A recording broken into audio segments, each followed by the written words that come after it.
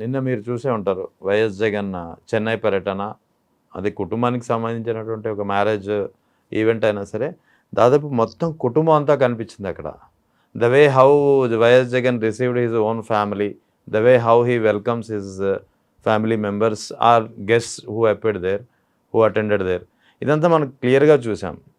So దీన్ని బట్టి మనం ఎలా దీన్ని ఒక మెసేజ్ ఇవ్వచ్చు? వాళ్ళ కుటుంబం సార్, అది మనకి సంబంధం లేని విషయం. కానీ అక్కడ first thing existing chief minister Stalin, అవును, అండ్ ఆయన హీరో సూర్యతో ఈజ్ చైల్డ్హుడ్ ఫెడ్ అనుకుంటా ఆయనకి. అవును, the rap what is they are carrying. And మూడోది ఈ Vijay Thalapathy and how they are together. అవును, ఇప్పుడు రేపు పరిణామాలు ఆ ఏడీఎంకే బీజేపీ నేను రెండు ఒకటే. ఇప్పుడు వాళ్ళని ఎవరు నమ్మరు అక్కడ. అయితే డిఎంకే లేకపోతే విజయ్కే ప్రాబిలిటీస్ ఉన్నాయి అక్కడ. సో ఆ ప్రాబిలిటీస్లో వీళ్ళిద్దరితో ఆయన యొక్క సఖ్యత ఎలా ఉందో చూడండి. అవును, ఎగ్జాక్ట్లీ. ఇప్పుడు సదరన్ స్టేట్స్లో వీటో పవర్, రేపు పొద్దున ఇక్కడ కేసీఆర్ తథ్యం, అవును, అక్కడ స్టాలిన్ లేకపోతే విజయ్ అనుకుందాం, అంత పోనీ ఇక్కడ జగన్మోహన్ రెడ్డి. ఈ త్రయం సదరన్ స్టేట్స్లో what will be out of 4 ముగ్గురు కలిసి ఉంటారు, 3 శక్తులు. ఇది ఫస్ట్ చూడవలసింది. దాంట్లో అందులో మహాశక్తి కింద జగన్మోహన్ రెడ్డి, అక్కడ స్టాలిన్, ఇక్కడ కేసీఆర్. ఇవైతే ఉపద్రవాలే. ఫస్ట్ థ్రెట్ బీజేపీకి ఎలా సెంట్రల్లో. ఈ పర్ముటేషన్స్ అండ్ కాంబినేషన్స్లో వీళ్ళు ముగ్గురులో జాగ్రత్తగా గమనిస్తే Stalin and KCR front ending వారియర్స్లా నేషనలైజ్డ్ పార్టీస్ కింద ఉన్నాయి. నువ్వు అర్థమైందా? రేపు పొద్దున కూటమికి అక్కడ మమతా బెనర్జీ సూపర్ పవర్ ఉంది అక్కడ. అవును, వెస్ట్ బెంగాల్. రేపు వెస్ట్ బెంగాల్ ఎలక్షన్స్లో మళ్ళీ మమతా బెనర్జీ కనుక రిటైన్ చేస్తే దేశం ఒక చిత్రం మారుతుంది. ఎందుకంటే వాళ్ళ గోడ మీద పిల్లలాగా ఆమ్ ఆద్మీ పార్టీ టైప్ కాదు కదా వీళ్ళు 4 డైమెన్షన్స్ మీరు చేస్తారు. అవునవును. కాంగ్రెస్ ఎలాగో నేను నువ్వు కాలు చెప్పుకొని కాలా గజ్జ కంకాలమ్మ ఆడుకుంటున్నాయి. సో 4 స్టేట్స్ నుంచి 4 చీఫ్ మినిస్టర్స్ విత్ సూపర్ పవర్తో వస్తే ఇప్పుడు end of the day veto power ఉన్న ఆంధ్రప్రదేశ్ని ఎడగొట్టారు వాళ్ళ ససవతనానికి.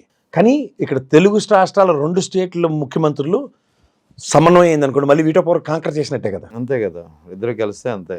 కేరళ ఆబ్వియస్లీ ఆయన పినరాయి విజయన్ గారు కనుక రేపు మళ్ళీ రిటైన్ అయితే మీకు సౌదర్న్ స్టేట్స్ ప్రభావం ఎలా ఉంటుందో చూద్దాం. అంటే ఉత్తా మీరు చెప్పిన దాన్ని బట్టి ఇప్పుడు నిన్న జరిగినటువంటి చెన్నైలో జరిగినటువంటి మనకు కనిపించినటువంటి దృశ్యాలు రానున్న కాలంలో సౌత్ నుంచి ఒక కొత్త ప్రత్యామ్నాయం వైపు. ఆబ్వియస్లీ సార్, నేను ఎప్పుడు అలాగే చూస్తా. రీజనల్ పార్టీలు ఎప్పుడైతే స్ట్రెంథన్గా ఉంటాయో, ఒకసారి యునైటెడ్ ఫ్రంట్స్ రామారావు గారి ఆధ్వర్యంలో ఒక నేషనల్ లెవెల్లో what they have given tit for tat for both BJP and కాంగ్రెస్కి. అవును. సో ఆ ఛాన్సెస్ ఆర్ వెరీ బ్రైట్. ఎందుకంటే ద మొనాటమీ ఆఫ్ బీజేపీని భరించే సామర్థ్యం దేశ ప్రజలకి రోజు రోజుకి తగ్గుతుంది. మనం కూడా కాదు, దేశంలో వాళ్ళకి ప్రతి ఎలక్షన్లో వాళ్ళకి తగ్గుతున్న విధానం కూడా వాళ్ళు అక్కడ ప్యారల్గా కాంగ్రెస్ స్ట్రెంథన్ అవ్వట్లేదు. కాబట్టి మనకి దరిద్రం తప్ప కాంగ్రెస్కి ప్రత్యామ్నాయం వచ్చింది అనుకోండి రీజనల్ పార్టీస్తో, obviously the probabilities are very high. ఇప్పుడు నేషనల్ లెవెల్లో the way they are questioning. ఇప్పుడు చూడండి, మమతా బెనర్జీ ఇష్యూలో ఆవిడకి చొరబాటుదారులు వీటిలన్నిటి విషయం మీద అమిత్ షా వీళ్ళందరూ మాట్లాడుతున్నారు, నరేంద్ర మోడీ. అసలు ఎవరిది రెస్పాన్సిబిలిటీ? స్టేట్కి ఏం బార్డర్స్ ఉండవు కదా, స్టేట్ బార్డర్స్ని ప్రొటెక్ట్ చేయదు కదా. రెస్పాన్సిబిలిటీ వాళ్ళ మెజరబుల్ ఫెయిల్యూర్ రోహింగ్యాలు లోపలికి వస్తున్నారు అన్నది it's central government measurable failure. దాన్ని మమతా బెనర్జీని ఆపాదించి మాట్లాడితే వాళ్ళు తెలుగు తక్కువతో ఇలాంటివన్నీ వాళ్ళు ఎస్టాబ్లిష్ చేసి కొడుతున్నారు. ఒక ఎంపీ సీనియర్ జర్నలిస్ట్ ఉన్నారు ఆవిడ, the way she is receiving back పట్ అని కొడుతుంది ఆవిడ. వాళ్ళకి సమాధానం లేక కాలు చేయి కొట్టుకొని సస్తున్నారు కుర్తిలో పడ్డ ఎలకలాగా. అదే వాయిస్ మాడ్యులేషన్స్ రేపు పొద్దున్న స్టాలిన్ దగ్గర నుంచి జగన్మోహన్ రెడ్డి దగ్గర నుంచి, లేకపోతే అక్కడ ఆల్టర్నేటివ్గా విజయ్ వచ్చినా అండ్ ఇక్కడ కేసీఆర్ వచ్చినా వాళ్ళనైతే క్షమించారు కదా. అవును.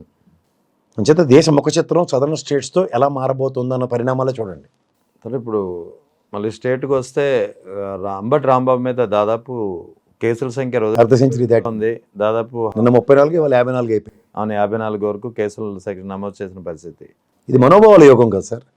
రాష్ట్రంలో ఉన్న వాళ్ళందరికీ మనోభావాలు ఉంటాయి. అలా జగన్మోహన్ రెడ్డిని ఆడు పటాభిగడ ఏదో పేలితే రాష్ట్రం అందరికీ ఆ మనోభావాలు ఎందుకు రాలేదో నాకు ఆశ్చర్యంగా ఉంది. అంత మాట డెలిబరేట్గా ఆయన అన్నదానికి ఇతను మీరు జాగ్రత్తగా గమనించండి sir. Look at their modus operandi. They are in provocation. ఈ పేస్లో లాస్ట్ దగ్గర ఈ 2 years టర్న్యూర్లో అంబటి రాంబాబు గారు ఒక్కలే ఫస్ట్ బరస్ట్ అయిన వ్యక్తి. ఇప్పుడు వంశీ ఇంటిని అటాక్ చేశారు, కొడాలి నాని ఇంటి అటాక్ చేశారు, ప్రసన్న కుమార్ రెడ్డి గారు ఇల్లు అటాక్ చేశారు. అలా మీరు ఏ అటాక్లైనా చూడండి, వాళ్ళ దగ్గర నుంచి రియాక్టివ్ మోడ్ లేదు. అవును, this is what YSRCP is. But quiet unfortunately Ambati రాంబాబుని చేసుకుంటూ వస్తున్నారు ఆ గుడి దగ్గర నుంచి. మీరు జాగ్రత్తగా గమనిస్తే look at there.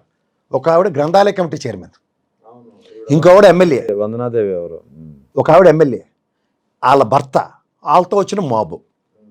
Front ending వీళ్ళనే చెప్తారు కదా సార్, గ్రంథాలయ కమిటీ చైర్మన్ గారు అండ్ ఎమ్మెల్యే గారు, ఎమ్మెల్యే భర్త అని.